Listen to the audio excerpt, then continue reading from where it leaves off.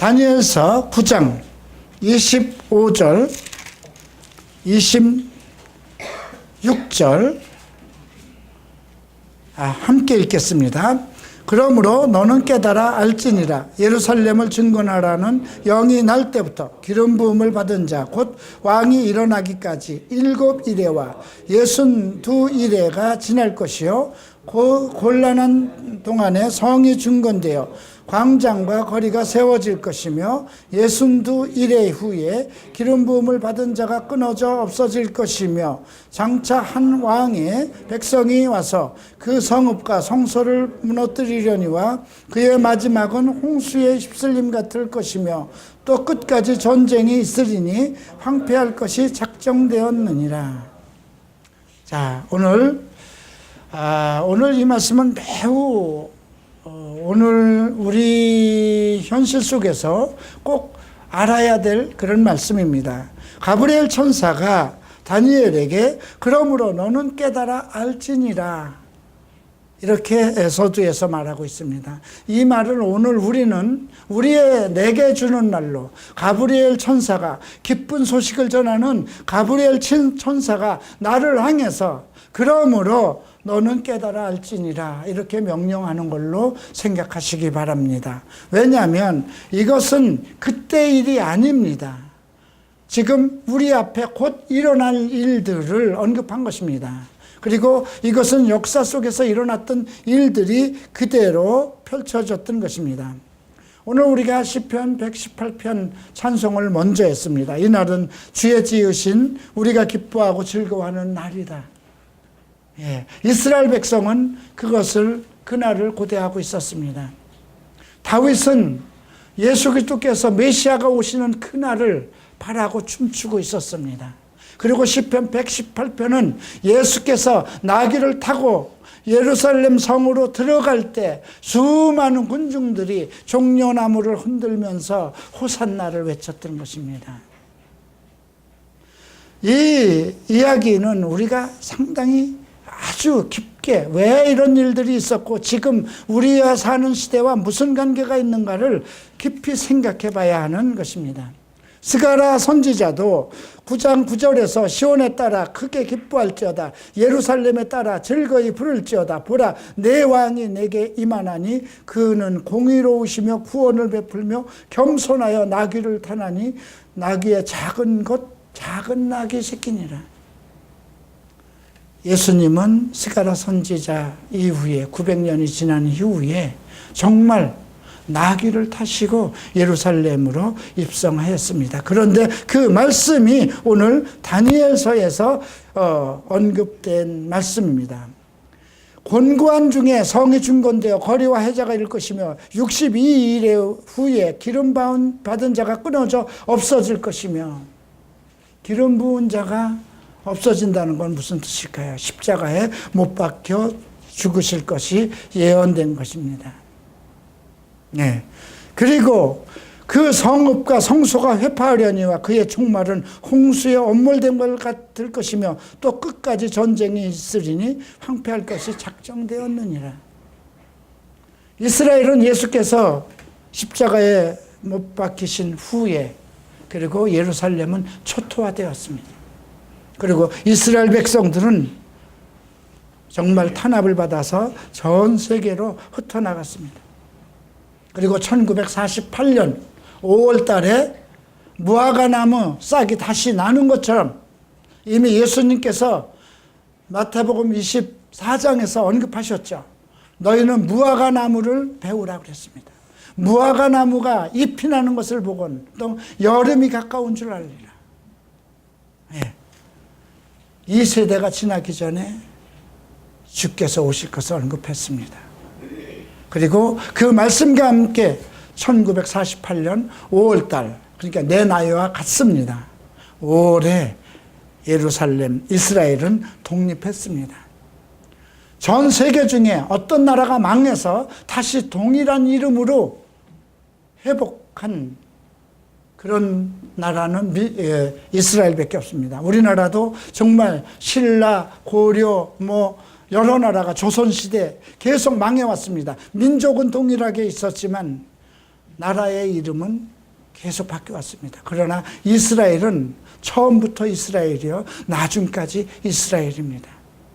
그리고 이 땅에서 흔적까지 없고 그 민족이 열방 가운데 흩어지고 포로로 잡혀가고 정말 예루살렘 그 성이라는 그 하나님의 도성이 완전히 초토화되고 무너진 상태에서 다시 하나님의 주권을 가진 그런 국가로 회복된 나라도 이스라엘밖에 없습니다. 그리고 이스라엘은 아직도 고난 중에 있고 아직도 전쟁 중에 있고 평안하지 않습니다. 그럼에도 불구하고 전 세계에 흩어져 있는 이스라엘 민족들은 계속해서 자기의 땅으로 돌아오고 있습니다. 지금 이러한 시점에서 우리는 이 다니엘서에 언급되어 있는 모든 이 역사들을 어떻게 볼 것인가? 지나간 역사로만 볼 것인가? 앞으로 어떤 일이 일어날 것인가? 앞으로 일어날 것에 대해서 많은 사람들이 예언도 하고 합니다. 많은 기독교인들 중에도 예언을 받았다고 그러면서 많은 예언을 쏟아놨습니다. 중요한 것은 성경적 예언은 끝났다는 것입니다. 계시록으로 이미 하나님의 계획은 계시록으로 모든 것이 끝났고 지금은 우리는 교회 시대에 있다는 것입니다. 이제 교회 시대가 끝나고 나면 바로 우리는 계시록의 시대로 돌입해 들어가는 것이거든요. 교회 시대가 끝난다는 것은 더 이상 이 땅에 교회가 없다는 것입니다. 하늘로 올라가야 된다는 것입니다. 그럼에도 불구하고 많은 교회들은 그 천년 만년 종말의 날이 없을 걸로 생각하고 정말 계시록에서 언급된 천년왕국이 이 땅에서 지금 예수님이 오시는 날부터 계속 지속돼서 하나의 상징적인 그런 날들로 생각을 하고 있습니다. 그러나 아닙니다. 이제 우리가 다니엘이 끝나면 바로 계시록을 공부하겠지만 7년 대환란은 반드시 일어날 것이며 그 안에 우리는 천사장의 나팔 소리와 함께 하늘로 휴거당해야 되는 것입니다. 그리고 예수님께서 이 땅의 모든 것을 다 정리하시고 그 원수와 대적들 사탄을 모두 멸하신 후에 이 땅에 우리와 함께 내려와서 이 땅에서 그분이 통치자가 되시고 또 우리가 함께 그와 왕노릇하리라는 말씀을 따라서 천년왕국이 이어질 것입니다. 그 천년왕국 후에 우리는 다시 이제 새 예루살렘이 하늘에서 내려올 것이고 그리고 우리는 다시 글로 부활의 영체가 돼서 영원한 이 땅에서 사는 것이 아니라 새 예루살렘 땅으로 들어가서 천년왕국이 아니라 영원이라는 하나님의 나라에 입성해서 지내게 될 것입니다. 정말 꿈과 같은 이야기입니다. 그런데 지금 다니엘이 이 말씀을 선포했을 때 이 말을 듣는 이스라엘 백성도 아마 그 당시에 앞으로 곧 일어날 일들에 대해서 들을 때 모두 환상 같고 꿈 같았을 것입니다. 지금 이스라엘 역사 속에서 지금 바벨론 포로를 하고 70년이 다 끝났습니다. 지금 이때의 나이 다니엘은 90입니다. 90의 나이에 얘도 그는 하나님의 말씀을 묵상하고 있었습니다. 오늘 그래서 우리가 다니엘서를 전반적으로 어떤 일이 일어날 것인가, 무엇에 대해서 예고한 것인가, 이런 것, 또 다니엘은 어떤 마음을 가지고 하나님 앞에 기도했는가, 이것을 살펴보도록 하겠습니다. 자, 이 일이 일어난 때는 9장 1절에서 메대조석 아수로의 아들 다리오가 갈대의 나라 왕으로 세움을 받던 첫 해, 곧 그 통치 원년에 나 다니엘이 책을 통해서 여호와께서 말씀으로 선지자 예레미야에게 주신 그 연수를 깨달았나니 곧 예루살렘의 황폐함이 70년 만에 그치리라 하신 것이라. 이것은 예레미야 25장 12절에 있던 것입니다. 이미 이스라엘 백성이 포로로 그 느부갓네살 왕에 의해서 바벨론 포로로 가기 이전에 예레미야를 통해서 하나님은 예루살렘이 황폐해질 것, 그것은 하나님의 계획이고 이스라엘 백성에게 재앙을 주려고 하는 것이 아니라 평안을 주기 위한 하나님의 계약이라는 것이죠. 그래서 너희들은 그 땅에 가서 그곳에 가서 하나님의 말씀을 받고 다시 깨달음을 가지고 돌아올 수 있는 그러한 민족이 되기를 바랐던 것입니다. 그래서 예루살렘의 황폐함이 70년 만에 그치리라. 70년이 되면 포로 생활이 다 끝날 것이라는 것입니다. 그리고 이 예언은 정확하게 고레스 왕 때 그 성취되어서 이스라엘 백성은 70년 만에 모두 다시 회복돼서 예루살렘으로 돌아오고 예루살렘 성을 다시 짓는 것입니다. 자, 그 당시에는 지금 이것을 깨달은 것은 90이 돼서 성경을 보다 깨달은 것입니다. 우리가 잘 생각해 봐야 돼요. 여러분들 중에는 어려서부터 모태신앙이라고 그러면서 교회 가서 설교를 듣던 사람도 있습니다. 예. 왜 초창기에 성경 말씀을 깨닫지 못하고 90이 돼서 이제 곧 하나님 앞에 곧 떠나야 될 그 나이가 돼서 다니엘은 그 예레미야 선지자의 글을 깨달을 수 있었을까요? 왜 이 70년 만에 모든 것이 다시 회복되리라는 그 말씀을 이해 못하고 있었던 것입니다. 그런데 포로 생활을 하고 있으면서 그 느부갓네살 왕에서부터 벨사살 왕에서부터 그 다음에 국가가 바벨론이 망하고 메데바사가 되고 이제 고레스 왕이 문 앞에 와 있는 그 상황 속에서 성경을 보니까 깨달아오는 것입니다. 지금 우리도 계시록을 우리가 칼빈 장로교를 세운 칼빈은 계시록을 강의하지 못했다는 것입니다. 왜? 그때만 해도 계시록에 대한 지혜를 안 줬기 때문에 도대체 알 수 없는 봉안 우물처럼 닫힌 것처럼 열리지 않았다는 것입니다. 물론 교회 속에서 사도들을 통해서 우리에게 주어졌지만 이 성경 모든 말씀은 시대를 따라서 하나님께서 택하신 종들을 통해서 말씀을 다시 해석하고 전달된다는 말씀입니다. 그래서 우리가 계시록은 이미 사도들을 통해서 완성된 글이지만 오늘날 우리가 지금 종말의 시대에 와서 다니엘과 같은 그런 심정으로 우리가 읽어가면서 하나님의 지혜를 그렇게 구해야 되는 그런 때입니다. 모든 우리는 대개 그렇게 생각을 하죠. 유명한 어느 목사가 정말 10년 전에 이렇게 얘기를 했다. 20년 전에 이렇게 얘기를 했다. 그래서 각 교단마다 자기네들의 어떤 그 교단을 창설한 그 유명한 목사들의 그들이 설교하고 그들이 강의한 것을 정말 하나의 교리적인 것으로 믿고 그렇게 계속해서 전달됩니다. 그런데 그의 말을 듣고 따라가다가 그것이 사실이 아니면 어떻게 할 것입니까? 다 실족되고 다 잘못되는 것이죠. 종말에 가는 것은 특히 더 그렇습니다.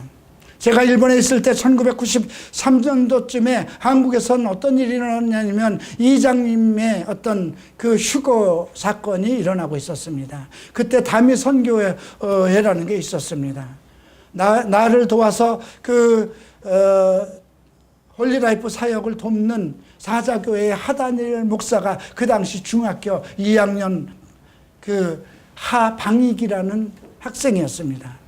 저는 일본에서 그 학생이 그 다미 선교회에서 어떤 환상 중에서 꿈속에서 예수님께서 내려오시는 환상을 보고 그가 전 세계를 다니면서 한국교회를 다니면서 그 간증을 한 내용들을 일본에서 보았습니다.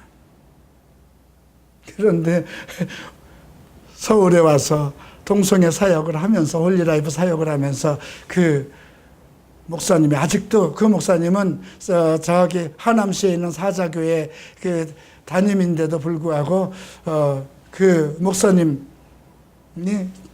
얘기를 하더라고요. 내가 바로 하방익이다.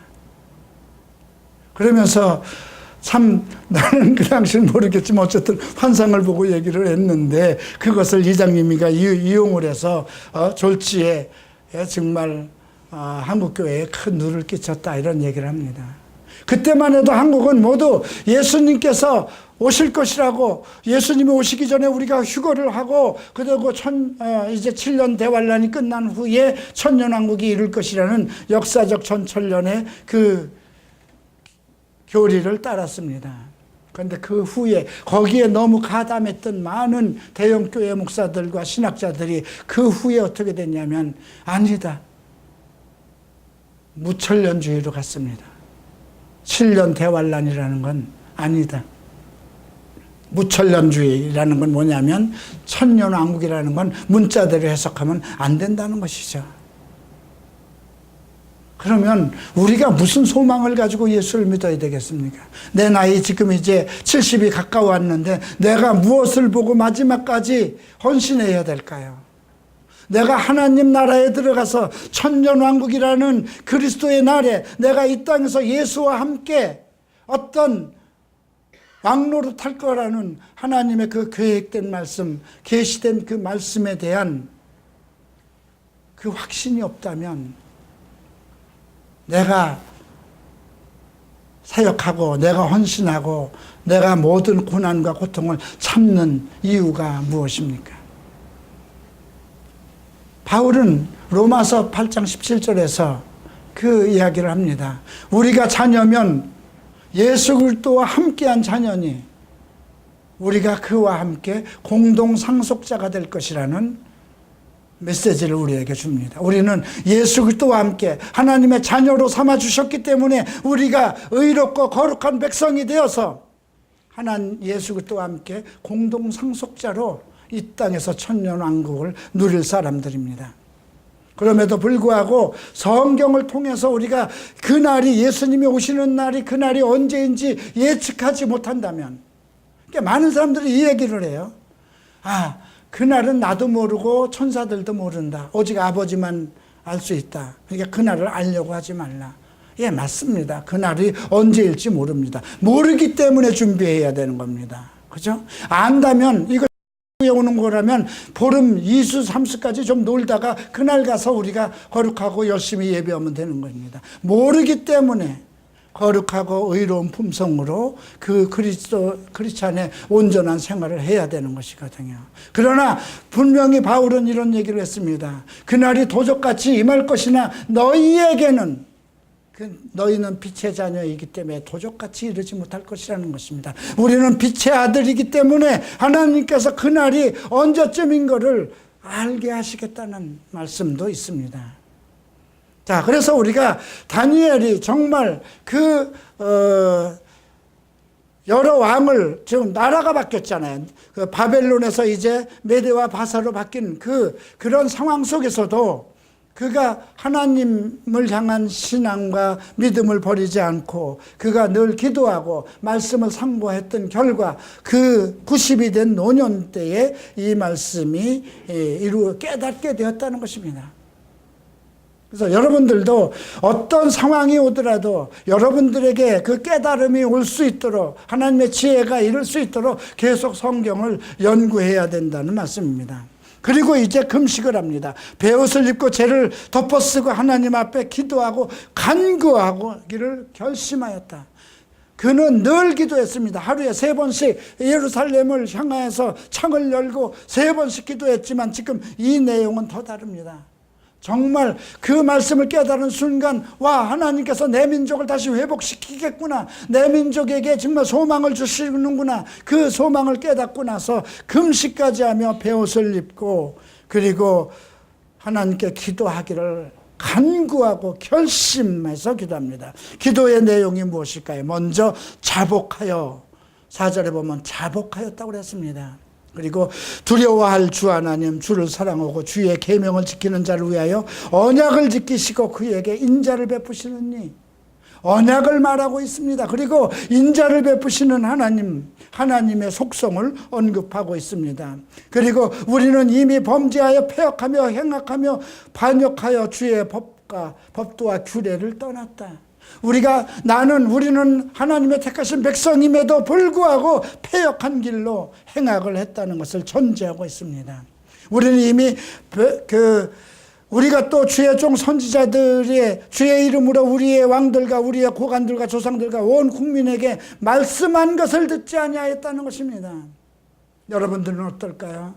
여러분들은 그 앞으로 올 일들에 대해서 내가 불의한 모든 행위에서 벗어나지 않으면, 모든 죄악에서 벗어나지 않으면, 음행과 우상숭배와 동성애와 도둑질과 술 취함에서 벗어나지 아니하면 너는 하나님의 나라를 들어가지 못하겠다는 이런 정말 말씀을 계속 들으면서도, 물론 듣지 못했다면 그건 문제잖아요. 그죠? 근데 우리 교회는 이건 정말 그게 주제예요. 그죠? 불의한 자가 하나님 나라 들어가지 못한다. 내가 아직 그런 상황, 술 먹는 자이면, 거짓말하는 자이면, 도둑질하는 자이면, 우상숭배하는 자이면, 음행하는 자이면, 간음하는 자이면, 동성애에 빠져있는 자라면, 그리고 세상의 것을 탐색하는 자라면 너는 하나님 나라에 못 들어갈 것이다. 내가 하나님의 자녀가 되는 권세를 받아서 천국에 들어갈 보장에 이르는 그 언약을 받았다 할지라도 이 문제를 해결하지 않으면 너는 못 들어갈 것이라는 메시지가 저희 교회는 정말 항상 있는 얘기입니다. 그런데 이런 말씀을 듣고도 아이고 왜 하필이면 내 때에 이런 날이 오겠는가 생각하고 여러분들이 계속 방종된 생활을 한다면 어떻게 될까요?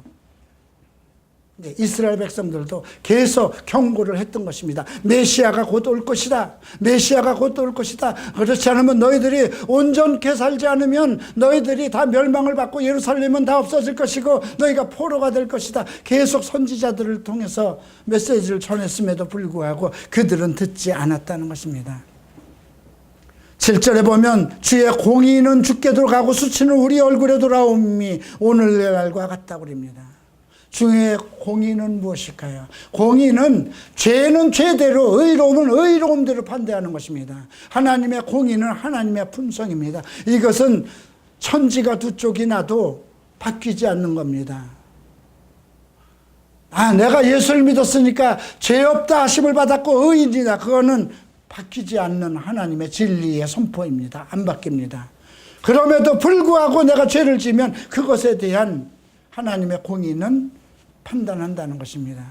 너는 천년왕국에 들어올 하나님의 상속자에서 제외하겠다는 것이 성경의 공의입니다. 그래서 하나님의 백성이라도 하나님의 말씀에 불복종한다면 하나님은 공의대로 처단하실 것이고 모든 수치는 우리에게 돌아온다는 것입니다.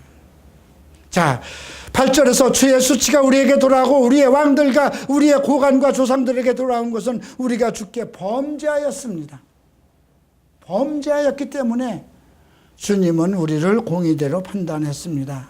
그럼에도 불구하고 이제 다니엘은 이렇게 구합니다. 9절 보시죠. 주 우리 하나님께서 국률과 용서하심이 있었사오니 이는 우리가 주께 패역하였습니다.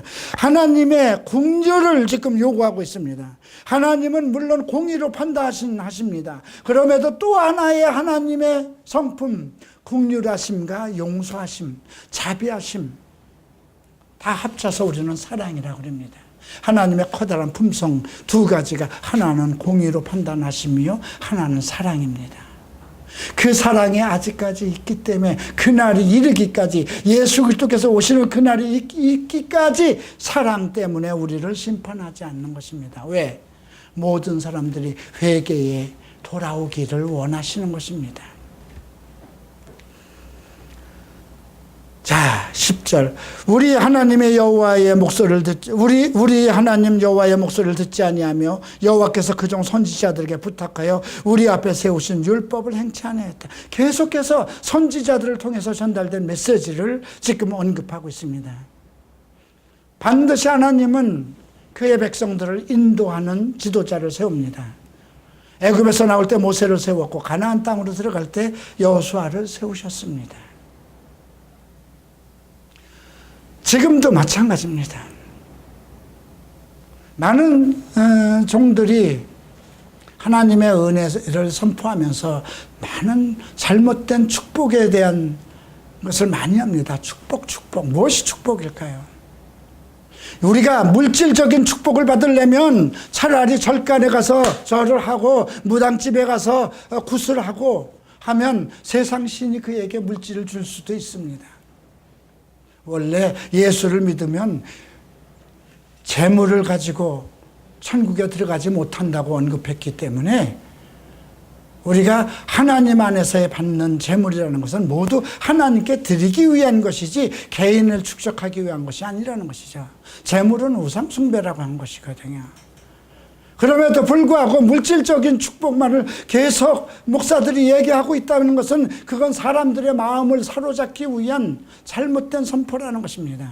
우리는 사람의 마음을 사로잡으면 그 안 되는 것입니다. 사람의 마음을 사로잡는 것은 사람을 미혹시키는 거잖아요. 그죠? 우리는 모든 주의 종들은 모든 성도들에게 하나님의 말씀을 바로 전해서 그들이 어떤 고난 속에서도 오직 천국에 들어가를 힘쓰는 거룩하고 의로운 백성으로 살아가도록, 그래서 자기의 잘못을 깨닫고 정말 회개하고 자복하고 모든 잘못된 길에서 돌아서서 하나님께 나아가도록 해야 되는 것입니다. 부자 청년이 정말 율법을 다 지켰습니다. 부모에게도 잘하고 간음도 하지 않고 거짓말도 안 하고 도둑질도 안 했습니다. 그런 율법은 내가 어려서부터 다 지켰습니다. 그럼에도 영생에 들어갈 길을 몰라서 주님, 어떻게 하면 내가 영생에 들어갈까요? 그래? 그러면 내가 있는 것을 다 팔아서 가난한 사람들에게 주고 너는 나를 따르라 했습니다. 그가 재물이 많아서 근심하며 돌아갔다는 것입니다. 지금 예수께서 하신 그러한 증거들이 여러분들 말씀에 가슴을 치지 않는다면, 그러면 그런 말씀을 들으면서도 돈을 벌기만을 추구하고 있다면 여러분들은 다시 생각해 봐야 되는 것입니다.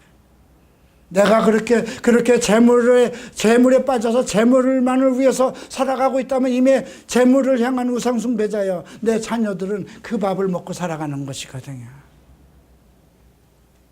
지금 다니엘은 그것을 그렇게 우리의 조상들에게 선지자를 통해서 계속해서 성경이 앞으로 있을 모든 말씀을 전달했음에도 불구하고 이들이 그것을 듣지 않았다는 것이죠. 11절을 보면 온 이스라엘이 주의 율법을 범하고 치우쳐가서 주의 목소리를 듣지 아니하였으므로 이 저주가 우리에게 내렸습니다. 마찬가지입니다. 지금도 여러분들에게 모든 말씀을, 성경을 그대로 전했음에도 불구하고 여러분들이 그 말씀을 귓전으로 듣고 물덤벙 술덤벙 지난다면 여러분들의 저주는 성경의 저주는 다른 게 아니에요. 예. 하나님이 말씀한 징계가 나한테 그대로 오는 것이 저주인 것입니다. 주께서 큰 재앙을 우리에게 내리사 우리와 및 우리 재판하던 재판관들을 쳐서 하신 말씀을 이루셨사오니 온 천하의 예루살렘에서 일어난 일 같은 것이 없나이다. 그렇죠. 예루살렘이 완전히 망해버리고 모든 왕들도 다 사로잡혀가고, 여러분들이 만약에 하는 일이 안 되고 집안이 뒤집어지고 뭔가 문제가 계속 생긴다면 다시 한번 내 생활을 점검해 봐야 된다는 것입니다. 자, 13절에서 모세의 율법을 얘기합니다. 모세의 율법에 기록된 대로 재앙이 우리에게 내렸다고 그럽니다. 그러나 내렸사오나 우리는 우리의 죄악을 떠나고 주의 진리를 깨달아 우리 하나님 여호와의 얼굴을 기쁘게 하지 않아요. 주의 진리를 깨닫는다는 게 무엇일까요? 성경 말씀입니다. 세상을 살아가는 원리가 진리입니다. 어떻게 하면 문제가 생기면 어떻게 하면 이것을 해결할 수 있는가, 오직 진리에 기록되어 있는 것입니다. 모든 인생의 문제는, 모든 해답이 진리 속에 들어있는 것입니다. 그럼에도 불구하고 나는 나의 생각과 아니면 철학자와 심리상담자들을 통해서 문제를 해결하려고 들죠.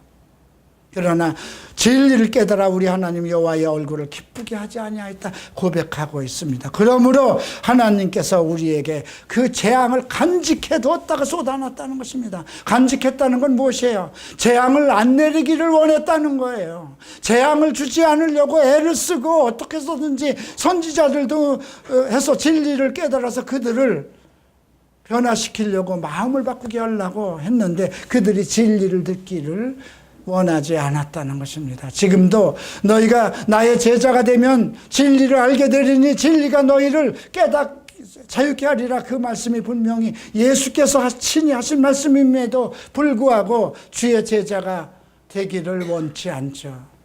너희가 내 말이 너희 안에 있고 너희가 내 안에 있고 내 말이 너희 안에 있으면 무엇이든지 구하라 그러면 이룰 것이라.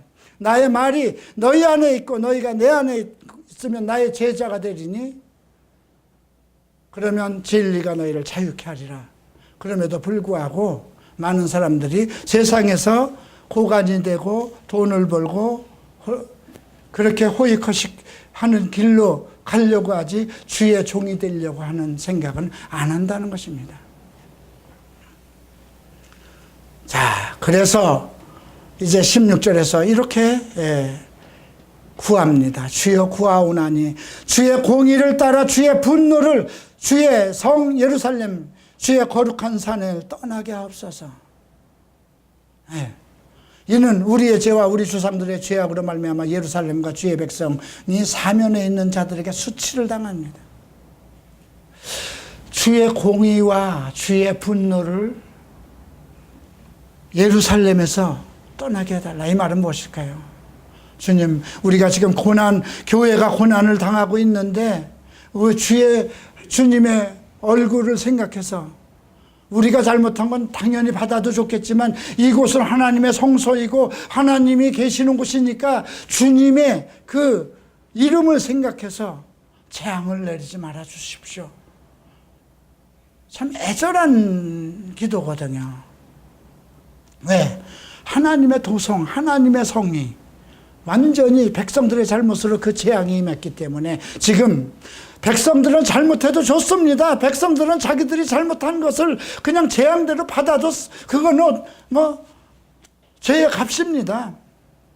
그러나 이 거룩한 성전은 하나님의 것이 아닙니까? 하나님의 이름을 두신 곳이 아닙니까? 이런 애절한 기도입니다. 그래서 17절에서 그러하온즉 하나님이여 지금 우리 주의 종의 기도와 간구를 들으시고 주를 위하여 주의 얼굴빛을 주의 황폐한 성소에 비추소서. 하나님의 성전이 저렇게 완전히 무너지고 황폐해졌다면 결국 세상 사람들은 하나님이 없다 하실 거 아닙니까? 이거죠. 그러니까 얼굴을 돌리시고 우리는 마땅히 징계를 받고 저주를 받아서 싸지만 하나님의 성소는 다시 회복되어야 됩니다. 이런 주장입니다. 나의 하나님이여 귀를 기울이시고 눈을 떠서 우리 황폐한 상황과 주의 이름으로 일컫는 성읍을 보소서. 우리가 주 앞에 간구하는 것은 우리의 공의를 의지하는 것이 아니요 주의 긍휼을 의지. 이 두 가지입니다. 공의를 바라는 것도 아닙니다. 이건 무슨 뜻이에요? 공의를 바라면 범죄했기 때문에 다 심판받아야 되잖아요. 그러니까 긍휼을 베풀어 주셔서 은혜를 달라는 것입니다. 율법은 공의입니다. 그리고 사랑은 그리스도의 은혜입니다. 그죠? 이것은 지금 구약의 시대에서 신약의 시대로 바꿔달라는 호소입니다. 우리는 메시아를 원합니다. 이런 뜻입니다. 우리가 아무리 율법대로 살려고 해도 지키지 못했습니다. 선지자가 아무리 얘기를 해도 우리는 정말 죄성을 가지고 육신적으로 살아가는 사람이라 그걸 못 지켰습니다. 그러니 이제 우리를 그 법에 의해서 율법으로 우리를 징치해서 다루지 마시고 긍휼하심과 자비하심과 사랑으로 은혜를 베풀어 달라는 호소인 것입니다. 주여 들으소서 용서하소서 이렇게 가는 거예요. 용서해 달라고 그럽니다. 주여 귀를 기울이시고 행하소서. 지체 마옵소서. 나의 하나님이여 주 자신을 위하여 하시옵소서. 이는 주의 백성 주의 성과 주의 백성이 주의 이름으로 일컫는 바. 우리는 주의 백성이고 이것은 주의 성전입니다. 그러니까 주여 지체하지 말고 주 하나님 자신을 위해서 버리지 말아달라. 하나님의 교회를 버리지 말아달라는 것입니다. 지금도 우리는 똑같은 기도를 해야 됩니다. 한국교회가 무너지고 미국교회가 다 무너져서 동성결혼이 되고 유럽이 다 망쳐버렸고 이제 한국교회도 그 찰나고 이런 상황에서 우리가 이 기도를 해야 되는 것입니다. 교회만큼은 버리지 말아 주시옵소서. 왜? 주의 이름을 두신 곳이 교회에 있기 때문에 용서하여 달라는 기도입니다. 내가 이같이 말해 기도하며 내 죄와 내 백성의 이스라엘 죄를 자복하고 내 하나님의 거룩한 산을 위하여 내 하나님 여호와의 앞에 간구할 때에, 그죠? 오직 하나님의 영광만을 위해서 기도하는 겁니다. 자기의 죄를 자복하고 내가 기도할 때 환상 중에 본 그 사람 가브리엘이 나타났습니다. 기쁜 소식을 전하는 천사 아닙니까? 우리와 싸우는 천사는 미카엘입니다. 우리는 이제 그 미카엘 천사를 다음 장에서 봅니다. 그리고 계시록에서 봅니다. 그러나 지금은 가브리엘이 필요한 때입니다. 여러분들에게 기쁜 소식을 전하는 가브리엘 천사가 필요합니다. 그 천사는 지금도 살아있는 것입니다. 그 천사를 통해서 하나님은 기쁜 소식을 전하고 깨닫지 못하는 말씀을 깨닫게 하는 것입니다. 우리의 귀를 미혹하는 많은 거짓 선지자들이 있고 목사들이 있을지라도 성경에 기록되어 있는 진리를 전하는 것이 가브리엘 천사. 그리고 성경이 아무리 어려운 걸로 정말 묶이고 닫혀있다 하더라도 하나님은 천사를 보내서 해석하지 못할, 깨닫지 못한 것을 깨닫게 하는 겁니다. 나에게 있어서 가브리엘은 척 스미스 목사였습니다. 나는 순복음을 거쳐서 많은 히라노 고이치 목사도 만나고 했지만 하나님의 말씀을 깨달을 수가 없었습니다.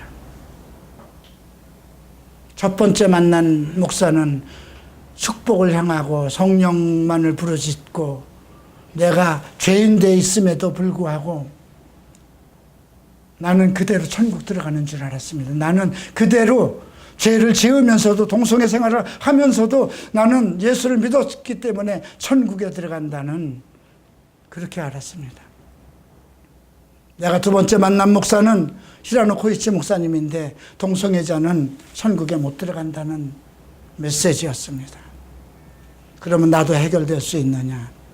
네가 성경을 통해서 주를 만나면 해결된다는 거예요. 그래서 성경을 보기 시작했고 그래서 만난 사람이 척 스미스 목사입니다. 척 스미스 목사는 나의 가브리엘입니다. 나의 기쁜 소식을 전달한 분이에요. 성경 말씀 내가 깨닫지 못하고 아무리 읽어도 이해가 안 되는 부분을 깨우쳐 주셨기 때문에 그렇습니다. 그가 와서 뭐라고 그럽니까? 가브리엘이 빨리 날아와서 저녁 제사를 드릴 즈음에 내게 이르더니 내게 가르치는 것이 먼저입니다. 그죠? 두 번째는 내게 말하여 이르되 다니엘아 내가 내게 지혜와 총명을 주려 하이다. 지혜는 무엇일까요? 총명은 무엇일까요? 총명은 척보면 아는 겁니다. 지혜는 무엇일까요? 어떤 문제를 푸는 능력입니다. 이것은 지식을 가지고 있을 때 해결되는 것입니다. 내가 많은 지식이라는 건 자료입니다. 파일입니다. 정보입니다. 많은 지식을 내가 상담에 관한 많은 지식, 자기 대면을 배웠고 제이 아담스의 상담 방법을 배웠고 많은 상담 자료를 공부하고 했기 때문에 그 정보와 지식을 가지고 있습니다. 그래서 어떤 사람의 문제가 만나면 그 지식 속에서 지혜를 얻어서 그 사람에게 카운셀러가 되는 것입니다. 그러면 총명은 무엇일까요? 척 보는 순간에 이 사람의 상태가 어떻겠구나. 척 보면 뭔지 된장인지 아는 것이 총명입니다. 이걸 주기 위해서 왔다는 것입니다. 지금 다니엘은 평생 90평생을 하나님을 헌신한 사람이었는데 하나님의 말씀 이 묶여있는 묵시의 말씀을 이해할 수가 없었던 거예요. 그래서 예레미야 선지자가 한 말도 90살이 되어서나 깨달은 거예요. 그런데 최근에 본 모아놓은 환상들이 도대체 무슨 말인지 알 수가 없었던 거예요. 수염소는 뭔지, 수양은 무엇인지, 네 뿔은 무엇인지, 바다에서 올라오고 땅에서 올라오는 네 바람은 무엇인지 이해가 안 되는 거였어요. 그리고 정말 그 사람의 손으로 하지 않은 뜨인돌이 와서 그 10발가락을 쳐서 태산을 이룰 것이라는 그런 메시지가 이해가 안 되는 거예요. 그거는 앞에 전무후무한 계시였기 때문에. 그래서 그냥 자면서도 고민하고 있는데 총명을 주고 지혜를 주고 가르친다는 것이 먼저 가르쳐야 되는 거잖아요. 여러분들이 하나님의 말씀을 먼저 배워야 됩니다. 근데 가르치는 자가 없으면 어떻게 배우겠습니까? 배우면 많은 지식과 지식을 알아가는 총명과 지혜를 주시는 것입니다. 내 기도를 시작할 즈음 명령이 내렸으므로 내가 알리러 왔느니 이는 크게 은총을 입은 자라. 너는 크게 은총을 입은 자라. 너는 이 일을 생각하고 그 환상을 깨달을지어다. 여러분 중요한 건 무엇입니까? 하나님 앞에 나의 죄를 자복하고 나의 교회를 위해서 나의 하나님을 송축하는 그런 자복하는 그 마음과 기도가 중요하다는 것입니다. 그때 이미 하나님은 나의 기도를 들으시고 나에게 꼭 필요한 사람을 보내신다는 것입니다. 24절 보겠습니다. 내 백성과 내 거룩한 성을 위하여 일은 일에 70일에죠. 기한을 정했나니 허물이 그 미치고 죄가 끝나며 죄악이 용서되며 영원한 의가 드러나며 환상과 예언이 응하기를 또 지극히 거룩한 이가 기름 부음을 받으리라. 특별한 말씀이 나오는데요. 자, 이런 일에 70일에로 기한을 정했는데 그 70일에가 끝나면 어떤 현상이 일어날까요? 그 70일의 기간 동안에 어떤 일이 일어난가 봅시다. 먼저 허물이 맞춥니다. 허물이라는 건 우리의 죄가입니다. 죄가 끝나며 이건 뭐예요? 예수가 온다는 뜻입니다. 예수가 안 오면 어떻게 허물이 끝나고 죄가 끝납니까? 그죠?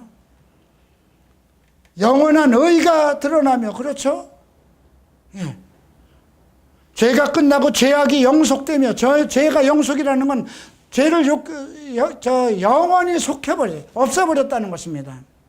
나의 죄가 동에서 서가 먼 것처럼, 그리고 회개 장부에 남기지 않았다는 것입니다. 내가 회개하고 기도하는 순간에 나의 죄를 멀리 보내시고 다시 만나지 못하게 하시고 그렇게 치워버렸다는 것입니다. 그게 영속입니다. 영원한 의가 나타난다는 건 무엇입니까? 의인이 되었다는 것입니다. 예수 그리스도의 의가 우리에게 전가된다는 것입니다. 이상과 예언이 응하며 성경에 기록되어 있는 모든 환상들과 모든 계시의 말씀이 그대로 나타난다는 것입니다. 그리고 지극히 거룩한 자가 기름 부음을 받으리라. 메시아에 대한 얘기거든요. 이 6가지가 71회 동안에 성취될 이야기를 언급하고 있습니다. 자, 이제 오늘 우리가 주제로 삼은 25절부터 27절까지 매우 중요합니다. 그러므로 너는 깨달아 할지어다. 여러분들은 꼭 성경을 보고 깨달아 알아야 됩니다. 그것을 위해서는 여러분들이 회개의 기도를 해야 되고 하나님의 영광이 드러나기를 기도해야 됩니다. 그러면 그 여러분들에게 하나님께서는 가브리엘 천사를 주어서 하나님의 성경에 기록된 모든 말씀을 깨닫게 하실 겁니다. 이미 그렇게 하셨기 때문에 예전에 있었던 일이 오늘 나에게도 그대로 이루어질 수 있다는 것입니다. 자, 예루살렘을 중건하라는 영이 날 때부터 기름 부은 받은 자의 곧 왕이 일어날 때까지 7일에와 62일에가 지낼 것이요 그랬습니다. 자, 그러면 이스라엘 백성을 위해서 몇 해를 정했다고 그랬어요? 70일이라고 그랬어요. 그죠?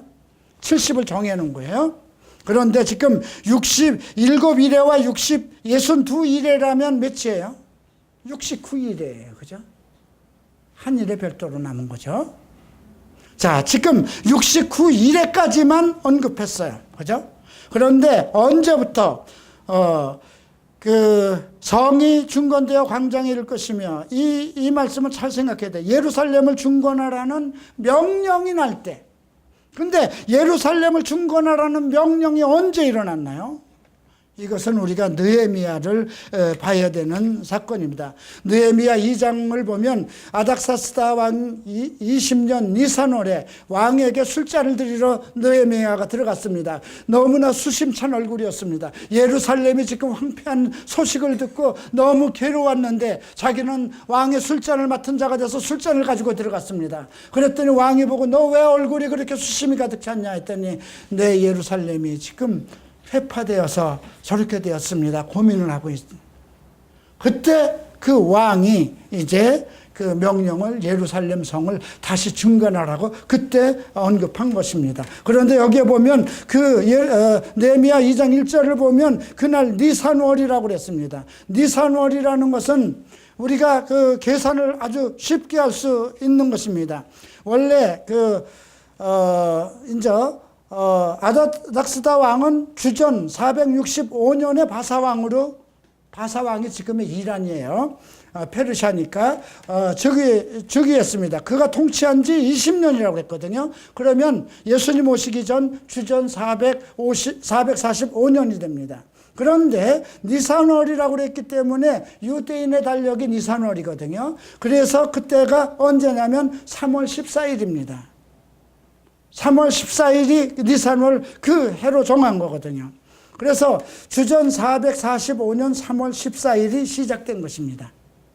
자, 그리고 그러면 그때까지가 이제 날짜를 우리가 계산해 보면 69일이라는 것을 1년이 그 당시에는 바벨론 달력이었기 때문에 360일이었습니다. 1년이 360일. 그런데 69일이라는 것은 483년에 해당됩니다. 그 해로 따지면. 그래서 483년을 360으로 1년을 계산하면 얼마가 나옵니까? 수학의 대가가 빨리 얘기해야 되는 거 아닌가? 17만 3,881입니다. 그런데 그날이 언제냐?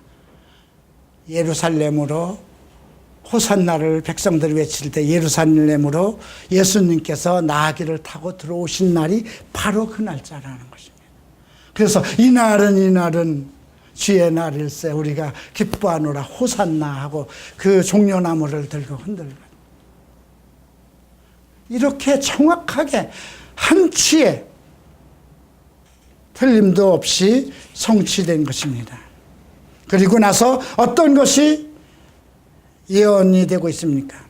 바로 26절에 보면 62일 후에 기름 부음을 받은 자가 끊어진다는 건 뭡니까? 예수께서 십자가에 못 박혀 죽은 것이죠. 그리고 장차 한 왕의 백성이 와서 그 성과 성소를 무너뜨리고 한 왕의 백성은 누굽니까? 로마입니다. 그죠? 네. 그 마지막으로 홍수의 휩싸임 같을 것이요 또 끝까지 전쟁이 있으리니 황폐할 것이 작정되었느니라. 그가 많은 사람들과 더불어 한 일해 동안 이제 남만 하나님의 시간에 한 일해가 남았습니다. 7년이 남았습니다. 이건 무엇일까요? 7년 대환란을 얘기하는 것입니다. 그 한 일해 동안에 언약을 굳게 맺고 그가 일해의 절반 3년 반이죠. 제사와 예물을 금지할 것이며 이스라엘과 계약을 맺습니다. 적그리스도가 와서 그리고 나서 예루살렘 성전을 건축해 줍니다. 그래서 이스라엘 백성은 그 성전에서 다시 예배를 드리고 제물을 드리는데 3년 반 딱 되고 나면 내가 하나님이니 너 하지 말라고 그러죠. 그래서 예수님이 복음서에서 읽는 자는 깨달을진저 이 말씀을 하신 것입니다. 다니엘이 말한 바 그것을 얘기한 것인 것입니다. 자, 또 포악하여 가증한 것이 날개를 의지하여 설 것이며 이미 정한 종말까지 진노가 항폐하게 하는 자에게 쏟아지리라 하였느니라. 이건 지금 그러니까 마지막 일에는 지금 우리에게 오지 않은 거예요. 그죠? 지금은 69일의 속에서 예수님이 끊어진 상황이에요. 그리고 지금 이 시간에는 가브리엘 천사를 통해서 예수 그리스도의 복음 기쁜 소식이 전달되고 있는 은혜의 시대이고 그리고 하나님의 계시를 받고 하나님의 지시를 받고 말씀을 받은 사도들이 세운 교회의 시대에 있다는 것입니다. 그러나 마지막 7시간, 7일에는 반드시 이제 계시록에서 펼쳐진다는 것입니다. 사랑하는 성도 여러분, 이것은 역사이지만 역사 속에 살아있는 하나님의 호흡입니다. 오늘 우리에게 전달되는 메시지입니다.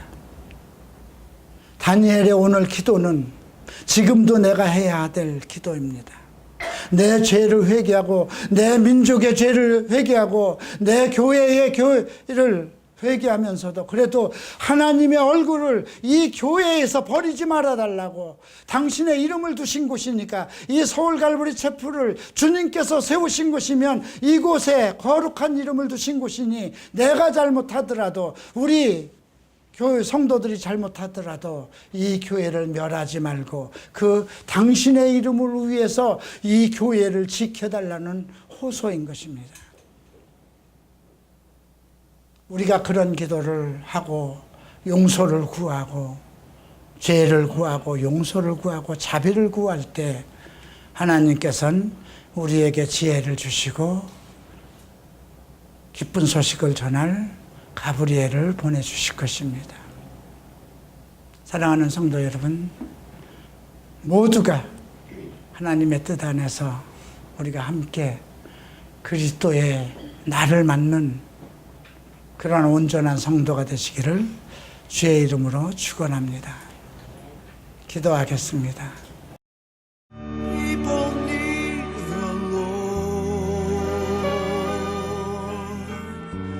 People need